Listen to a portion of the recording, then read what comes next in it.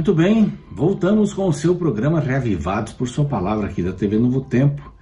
Desta vez agora estamos com Atos capítulo 1. Olha, já chegamos em Atos, este quinto livro do Novo Testamento, que na realidade compõe o livro de Lucas, né?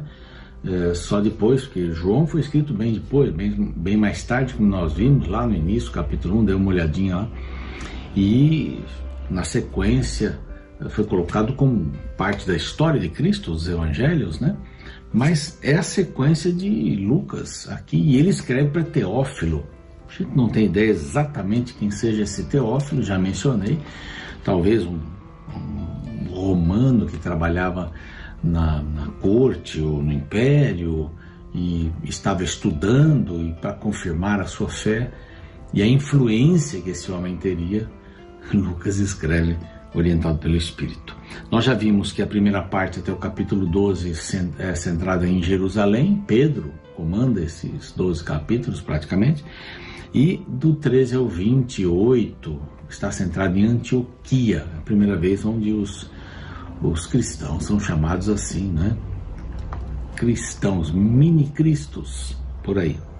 E aqui é uma outra divisão, porque o verso principal, o verso central de Atos é o 1, verso 8. Aqui está o resumo todo. Mas recebereis poder ao descer sobre vós o Espírito Santo, e sereis minhas testemunhas tanto em Jerusalém como em toda a Judéia e Samaria até os confins da terra. Pronto, esse é o resumo do capítulo, do livro, aliás, de Atos. E você e eu estamos aqui também, nós estamos nos confins da terra, mas também temos que pregar em casa, ao redor da casa, entre aqueles que não são bem vistos. Não tem quem é melhor e pior diante de Deus. Então é um desafio para a gente pregar. E do 1 ao 7 fala sobre o crescimento em Jerusalém e na Judéia do Evangelho. Está Pedro, né? O centro é Jerusalém. Do 8 ao 12 fala da perseguição e outras influências que levam o Evangelho até a Etiópia, a Síria, a Samaria. E do 13 ao 28 é a conversão de Paulo, cada vez mais longe até Roma. Então, é muito lindo tudo isso daqui, né? Se você não anotou, volta a fita aí, a fita, né? Não tem mais fita, mas volta aí para você ver. A população da Terra naquela época devia ter uns 120 milhões, alguns acreditam isso. E era necessário pregar o Evangelho, né? 120 milhões, o Brasil tem 200 e tal milhões, então metade do Brasil aqui era a população mundial. É uma ponte entre o Evangelho. Paulo, se eu falei João, me perdoe, mas é Paulo aqui, Lucas, escreve aqui. Agora vamos deixar João no seu lugar, né? Para cá. Vai falar sobre o Espírito Santo, vai falar sobre o Espírito Santo usando a igreja, as pessoas.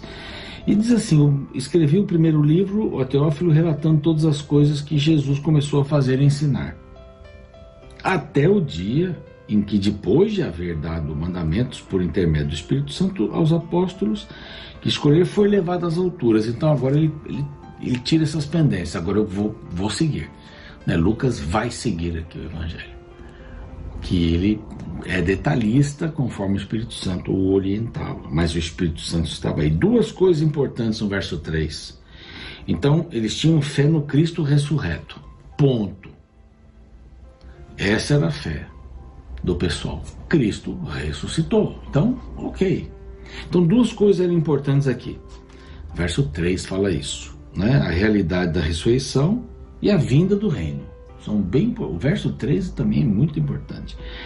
A estes, aos discípulos, né, que viram Jesus subindo, depois de ter padecido, se apresentou vivo, com muitas provas incontestáveis. Jesus foi visto. Pessoas ressuscitaram quando ele ressuscitou, como troféus que ele levou para o reino. Elas não ficaram aqui na terra. Ele levou para o reino. Aquele momento que eu mencionei lá, Maria Madalena, não me toque, não fui ter com meu pai, avise os outros que eu vou, mas volto. Ele leva os troféus. Ali, depois de algum tempo, ele apareceu para os discípulos. Então, esse texto do capítulo 3, ele aborda essas duas coisas. Primeiro, a incontestável ressurreição. Eles acreditavam. E segundo, aparecendo-lhes durante 40 dias e falando das coisas concernentes ao reino de Deus. Ele deu as últimas instruções. Então, a ressurreição é importante e o reino de Deus é importante. Então, ele era o reino está entre nós, disse lá João várias vezes. Ele era o reino estava entre nós. Agora o reino está em nós. E ele fala do reino. O reino que já foi estabelecido, mas ainda não, porque ele voltaria. Não é? E comendo com eles, determinou que não se ausentasse de Jerusalém, eles receberiam uma promessa. Qual era a promessa? Verso 5. João, na verdade, batizou com água, mas vós sereis batizados com o Espírito Santo, não muito depois desses dias. Não muito depois desses dias. Então aqui Lucas vai trazendo um sentido. João fala que Jesus chegou, disse paz para os discípulos, no meio deles depois da ressurreição, e soprou sobre eles o Espírito Santo. Quer dizer, eu vou, mas deixo o Consolador. João fala muito isso, mas Lucas aqui vem confirmando essa história. É uma sequência do seu evangelho lá atrás, hein? É muito importante a gente ver isso. Então, o poder do Espírito. É o poder do Espírito que estava lá entre eles. Opa, deu uma mexida aqui no computador. Deixa eu baixar aqui. O poder do Espírito. Então os que estavam reunidos lhe perguntaram: Senhor, será este o tempo em que restaures o reino de Israel? Ele disse: não vos compete ficar conversando sobre tempos e épocas. Vivam. Por isso eu me preocupo com gente que fica aí fazendo muito cálculo para a volta de Jesus. Viva a vida, filho, filha. Desfrute da companhia de Jesus. Por que criar essa tensão? Viva como se ele viesse hoje para você. Porque a gente não sabe o dia, nem o dia de amanhã, a gente não sabe mesmo. A gente não sabe o que vai acontecer. Eu tenho planos para hoje. Já coloquei diante de Deus. Não sei se vou completá-los. Bom, talvez alguma coisa fique para trás, mas não sei se eu vou completá-los por estar vivo. Você entende? Bom, vocês não devem se preocupar com isso daí. Isso é o Pai que vai resolver. O dia, a volta, ele é o que vai resolver. Não se preocupe-se em estar preparado. A parábola das 10 virgens, 5 não estavam preparadas, estavam só encantadas com o noivo, que não chegou na hora que elas imaginavam. E elas não trouxeram azeite nas suas lamparinas. Só 5 delas tinham azeite para passar esses momentos difíceis, né, da espera. Vamos buscar o azeite, que é o Espírito Santo. Tem tudo a ver aqui com esse texto. Mas recebereis poder, é a chave. É o verso 8 aqui. E vem mais a certeza da sua vinda. Então nós vimos aqui a realidade da ressurreição. Nós vimos a vinda do reino, porque ele falou muito nisso. O poder do Espírito que ele daria. Tudo aqui no fé dos primeiros cristãos, né? Lá atrás, eles criam no Cristo ressurreto. E agora vem a partir do verso 9 a certeza da sua volta. Por quê? Porque 2 varões vestidos de branco, verso 10, se puseram do lado dos discípulos quando viram Jesus subindo para os céus, depois dos 40 dias que ele esteve após a sua ressurreição. Varões galileus, porque vocês estão olhando para as alturas, uma saudade, não vai, mas não vai voltar. Esses dias visitei minhas netinhas, meu filho, meus 2 filhos vieram, um que mora fora do país e o outro. Fomos à casa dele, as 2 netinhas, a Isabela, 3 vai fazer 4 anos, e a Melissa, que vai fazer aí 8 meses, umas gracinhas. E na hora de vir embora, a gente teve que vir de madrugada para ela não ver, né, a saída do avô, da avó, do tio André. Mas, sabe, e ela perguntava: eles estão aqui, eles vão voltar? Eles foram, ela não tem essa noção, né? Meu filho disse: eles vão vir quarta-feira, né? Quando nós chegamos, ela achava que quarta-feira era um lugar. Criança vai tendo noções, né, de tempo, é amanhã, depois, não tem noção. E aqui, eles estavam como essas crianças: mas espera aí, e aí? E os anjos vão lá dizendo assim: calma. Esse Jesus que dentre vós foi assunto ao céu virá do modo como vê subir. Então Jesus não vai vir de maneira secreta, ponto. Acredita nisso? Jesus não vem de maneira secreta. Vai ser visível, porque eles viram-no subir nós vamos vê-lo descer também do céu. Olha que bacana, força. Ele vai vir, certeza, ressurreição confirmada, o reino confirmado, o Espírito Santo dado e a volta de Jesus. Esse começo aqui, até o capítulo 1, até o verso 11, tem tudo ali dentro. Lucas resolve essas pendências que ele não mencionou lá no Evangelho, e ele diz agora que eles voltaram para Jerusalém.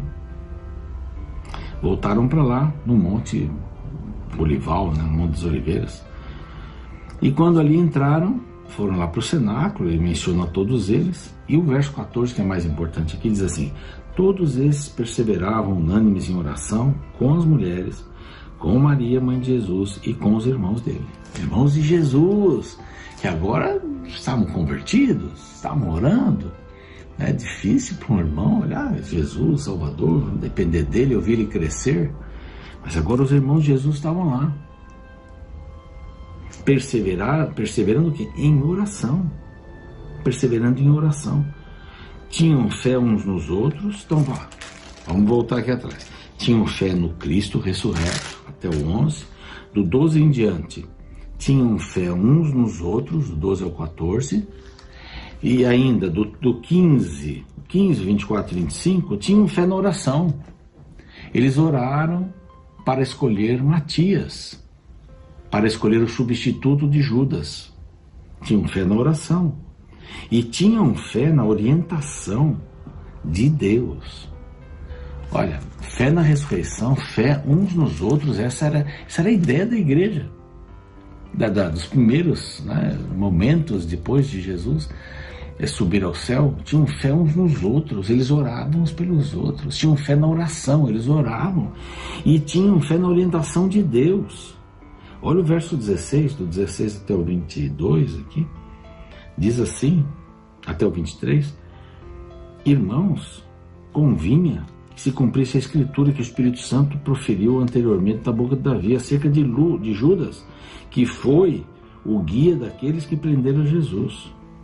Judas diz aqui, né? Deus está orientando, houve a traição, tudo bem, Judas foi enforcado, e a ideia que se tem é essa aqui do texto, né? Que o corpo caiu, as entranhas foram espalhadas lá, e esse vale ficou chamado de campo de sangue. Na realidade, o que se crê é que Judas foi lá, se enforcou, ficou preso lá em cima, de repente o corpo cai, apodrecido, estoura ali no chão. Não é? Era necessário que isso acontecesse. Ele andou conosco. Então, a importância, o dinheiro que Judas jogou para os discípulos foi o dinheiro usado para comprar um campo que se chamou Campo de Sangue, onde o próprio Judas foi despedaçado. E aqui fala sobre essa questão da oração. Lançaram sorte, vindo cair sobre Matias. Alguns olham aqui, mas como é que lança sorte e tal? Não, eles oraram para que isso acontecesse.